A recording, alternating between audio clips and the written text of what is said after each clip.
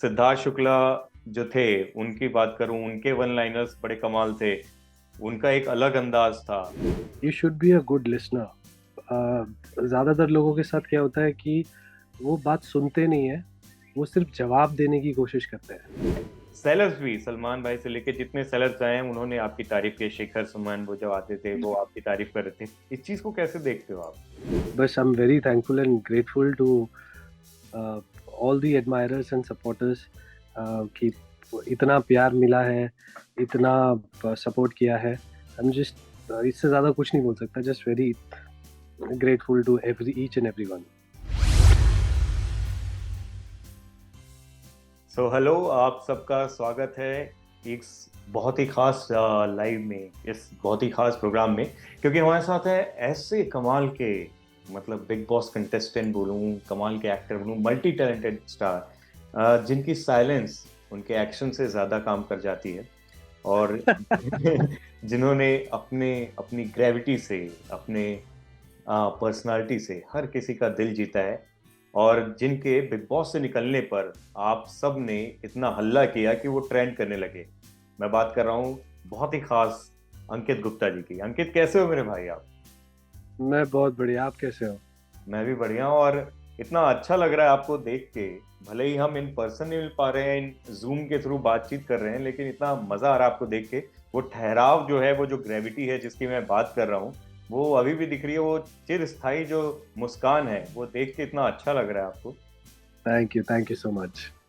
ऐसे माहौल में, ऐसे घर में जहाँ इतनी झंझटें, इतनी लड़ाई झगड़ा, इतना माहौल ऐसा होता है, वहाँ कैसे अपने आप को इतना काम कूल रख लेते थे और इस ग्रेविटी को मेंटेन कर पाते थे? सी, ये मेरा नेचर है। आई am very calm and composed and कहीं ना कहीं डू नॉट केयर वाला एटीट्यूड भी है। तो फिर चाहे आसपास कुछ भी होता रहे, कोई भी प्रॉब्लम हो या परेशानी हो, ये चीज़ें मेरा नेचर तो चेंज नहीं कर सकती ना। तो इसीलिए मैं जैसा बाहर हूँ वैसे ही घर के अंदर था। भाई मतलब, और आपके वन लाइनर्स जो है ना, इतने, ये 16 सीजन है और बहुत कम सीजन ऐसे हुए हैं जिसके कंटेस्टेंट्स, जिनके वन लाइनर्स इतने हिट हुए हैं। सिद्धार्थ शुक्ला जो थे उनकी बात करूं, उनके वन लाइनर्स बड़े कमाल थे।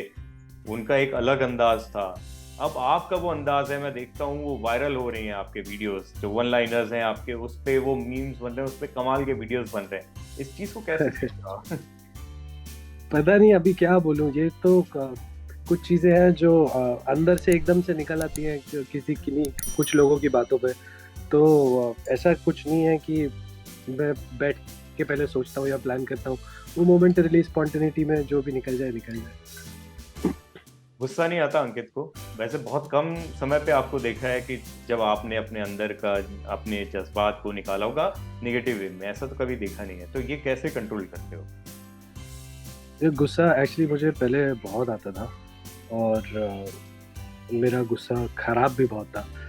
तो वक्त के साथ मैंने इस चीज़ पे बहुत काम किया, मेडिटेशन वगैरह सब कुछ किया। तो बहुत मेहनत के बाद मैं ऐसा बनता हूँ। तो इसीलिए अब तो किसी भी चीज़ के लिए चेंज ही नहीं हो सकते। ये बहुत सारे ऐसे लोग हैं, मैं भी हूँ उनमें, जिनमें वो सब्र नहीं है गुस्से को लेकर। तो जैसे आप मेडिटेशन की बात बता रहे हो, कुछ वो टिप्स दीजिए कि हम भी उस चीज़ को अपनाएं और आपके जैसे कमाल के वो जो एक अंदर आप रख लेते हो वो कर पाएं। तो आई थिंक सबसे बड़ी बात क्या होती है ना कि you should be a good listener. ज़्यादातर लोगों के साथ क्या होता है कि वो बात सुनते नहीं है, वो सिर्फ जवाब देने की कोशिश करते हैं। हो सकता है कि अगर आप ठीक से एक बार सुन लो चीज़ें, तो आपको बहुत ज़्यादा बोलने की ज़रूरत ना पड़े। लेकिन अगर आप पूरी चीज़ सुनोगे नहीं और एकदम से बोलना शुरू करोगे सिर्फ जवाब देने के लिए, तो आपको वही एक जो चीज़ लाइन एक लाइन में ख़त्म हो सकती है, उसमें शायद 10-12 लाइनें एक्स्ट्रा बोलनी पड़े। तो पहले तो गुड लिसनर बनो, अच्छे से पहले सुन लो, और फिर एक लाइन में आराम से चुपचाप से जवाब दे दो। क्योंकि सुनोगे ना, तभी आपको सामने वाले की मनोदशा और उसकी सिचुएशन पता चलेगी, और तभी आप अंडरस्टैंड कर पाओगे। और भाई मतलब, आपने सोचा था कि वो जो प्यार आपके सीरियल्स में और उसके पहले भी जितने प्रोजेक्ट्स में मिले थे, उसके बाद अब जब आप बिग बॉस हाउस में गए हो, वो दुगना तिगुना मेरे ख्याल से वो इन्फिनिटी पहुंच चुका है। फैंस इतना जी। पसंद कर रहे हैं, जैसे कि मैं शुरू में ही बोल रहा था कि जब आप बाहर निकले तो ब्रिंग बैक अंकित और बहुत सारी चीजें ट्रेंड कर रही थी, जो कि आपकी पर्सनालिटी पे, आपके काम पे, हर चीज पे कायल हुए पड़े हैं। सेलर्स भी, सलमान भाई से लेके जितने सेलर्स आए हैं उन्होंने आपकी तारीफ की। शिखर सुमन वो जब आते थे वो आपकी तारीफ कर रहे थे। इस चीज को कैसे देखते हो आप?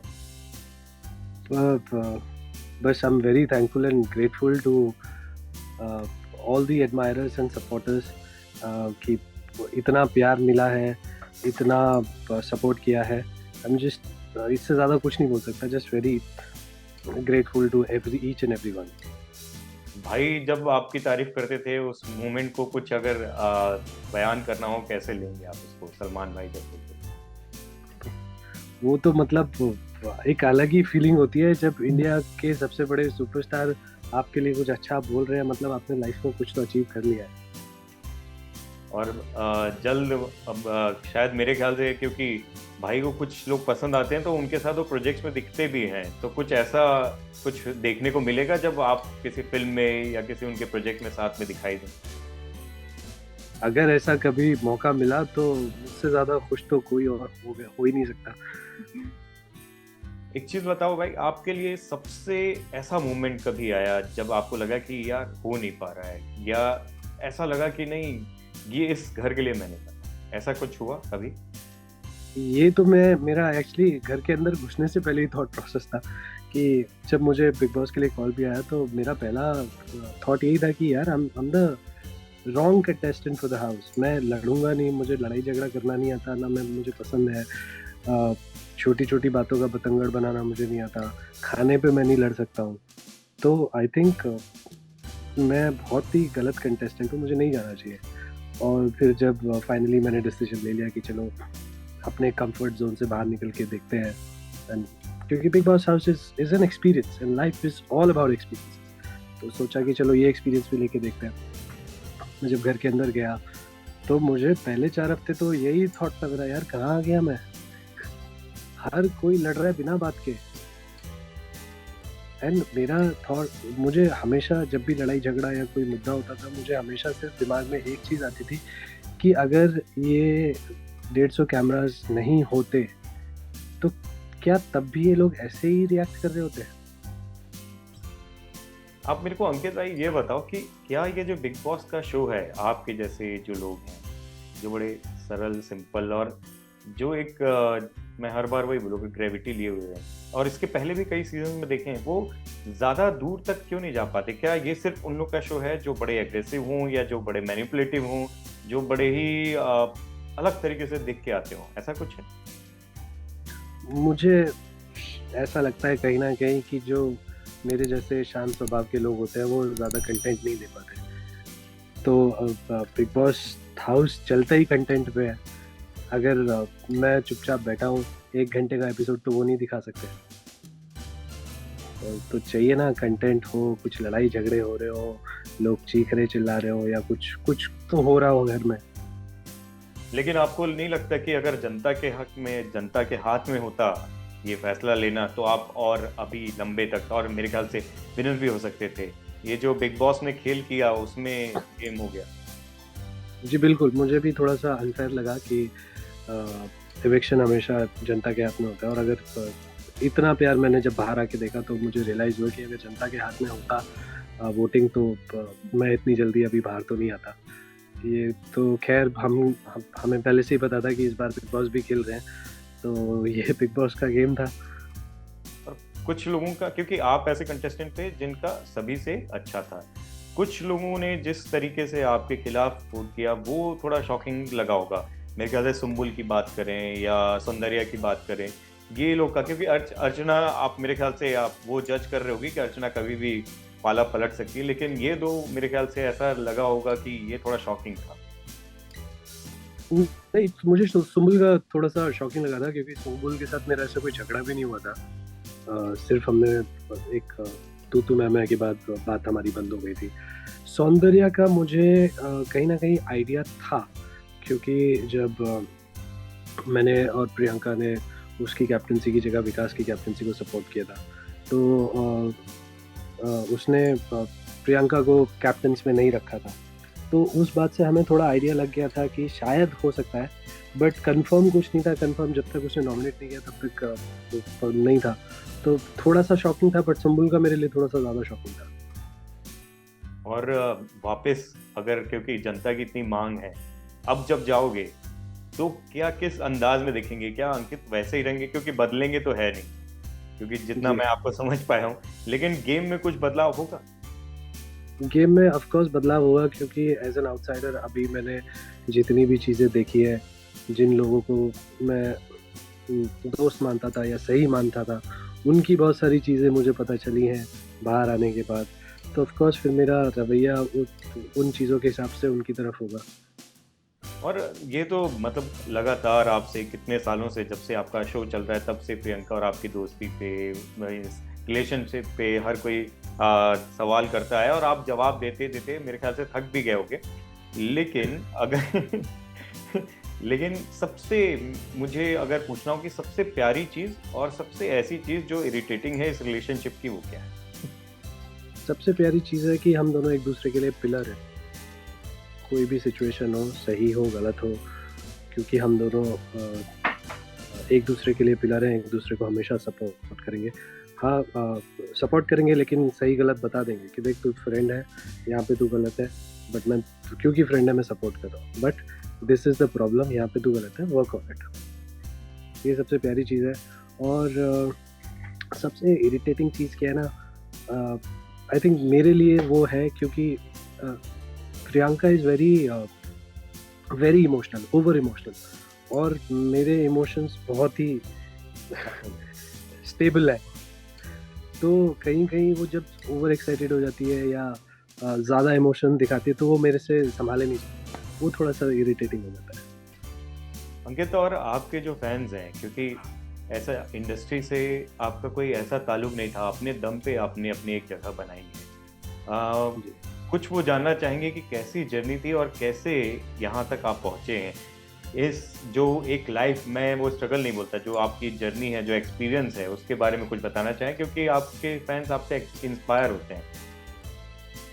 मैं एक्चुअली मैं सिर्फ इतना ही बोलता हूँ कि it's all about hard work, and then destiny होती है, जो आपको मिलना होता है आपको मिल जाता है। ऑब्वियसली उसके लिए आपको मेहनत करनी पड़ती है, और ऐसा नहीं है कि मेहनत सिर्फ मैंने की है, हर कोई मेहनत करता है, हर कोई हार्ड वर्क करता है। I do not call it a struggle, because मेरे लिए स्ट्रगल बहुत नेगेटिव सा वर्ड है, तो मैं कभी स्ट्रगल यूज़ नहीं करता। आई ऑलवेज से कि हार्ड वर्क। और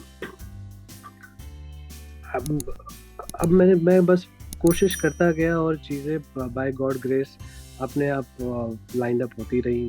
तो ऐसा कुछ मेरे को ज़्यादा पता नहीं, या तो शायद हार्ड वर्क करने से चीज़ें आसान हो जाती है, या अभी मैं पीछे मुड़ के देखता हूँ तो आई मीन मुझे खुद को भी थोड़ा सा ऐसा अमेजिंग सा लगता है कि यार कहाँ से आए थे, और मेहनत करते करते करते एक्चुअली बहुत अच्छी जगह पहुँच गए हैं by the grace of God and लोगों के प्यार से और सपोर्ट से।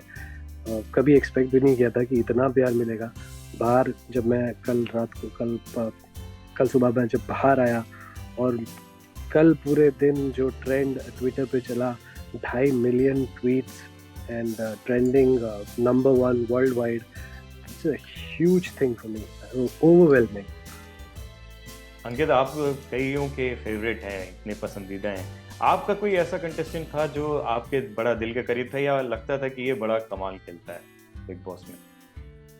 मुझे एक्चुअली प्रियंका के अलावा कोई ऐसा लगा नहीं कि बहुत कमाल खेल रहा है या बहुत दिल से खेल रहा है, क्योंकि जितना मैंने लोगों को समझा, हर कोई वहाँ पे गेम खेल रहा है, दिल से कोई नहीं खेल रहा है, दिमाग से खेल रहे हैं, प्लानिंग कर रहे हैं, प्लॉटिंग कर रहे हैं, एंड सब कुछ ना कुछ बनने की कोशिश कर रहे हैं कैमरास के लिए, फेक होने की कोशिश कर रहे हैं, रियल तो कोई भी नहीं है।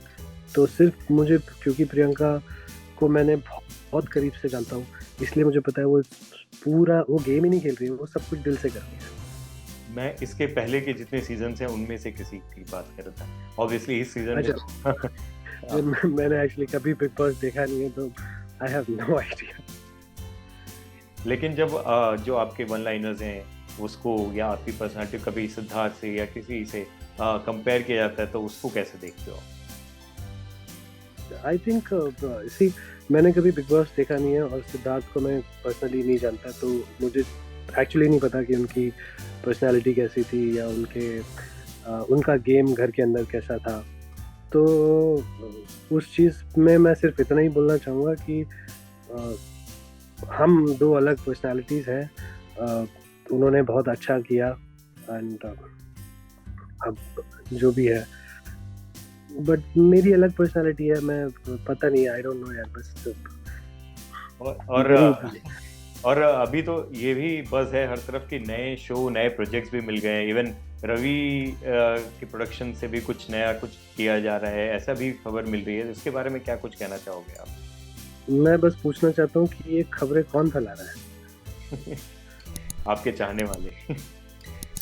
मुझे तो नहीं पता, मेरी तरफ से ये खबर नहीं आई है और रवि जरगुन की तरफ से ये खबर नहीं आई है, चैनल की तरफ से ये खबर नहीं आई है, तो ये खबरें फैला कौन रहा है?